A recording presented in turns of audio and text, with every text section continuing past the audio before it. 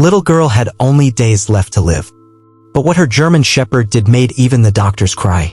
Room 214 was a room people didn't speak about. Nurses moved faster past its door. Doctors lowered their voices. Because room 214 was where the hardest goodbyes were whispered, where machines outlasted hope. And that's where 7-year-old Elara Monroe lay, pale and still, her chest rising and falling in slow, uncertain rhythm. A once bright child with a laugh that could lift hospital walls had been reduced to silent breaths and murmurs of maybe tomorrow. She had slipped into a coma 2 weeks earlier. No one could explain why. Her blood work was clean, scans inconclusive. It was like something had simply taken her away. Her mother, Clara, never left her side. She read her fairy tales, brushed her hair, and begged the silence to break. But even Clara's strength was fading. Then came the snowstorm. That evening, with roads buried and winds howling, a nurse on the night shift swore she heard scratching at the hospital's front doors. When she peeked outside, her breath caught in her throat. A massive German shepherd, dusted in white, stood at the threshold. No tag, no owner.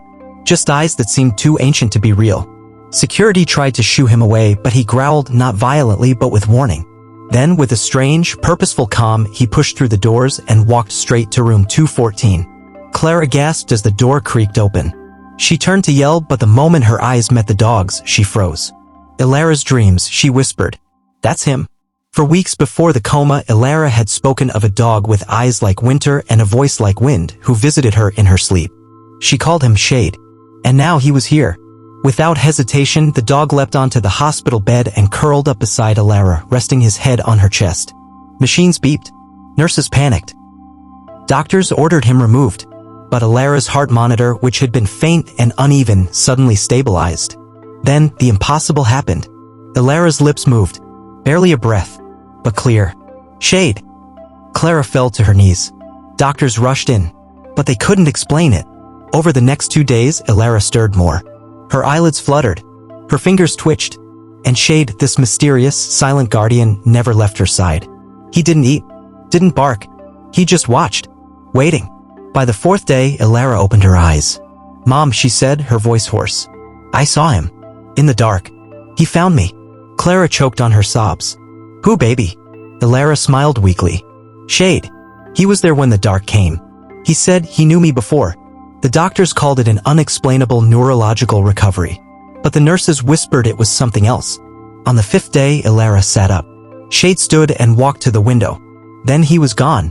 No one saw him leave. Cameras didn't catch a thing. Footprints in the snow ended at the door, then disappeared.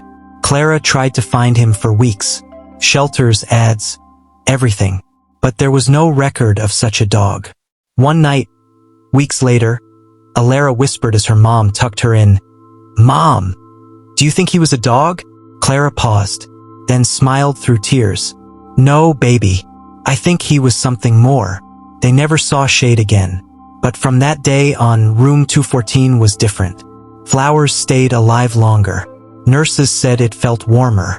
And sometimes, when the snow began to fall outside, a faint scratching could be heard at the hospital door.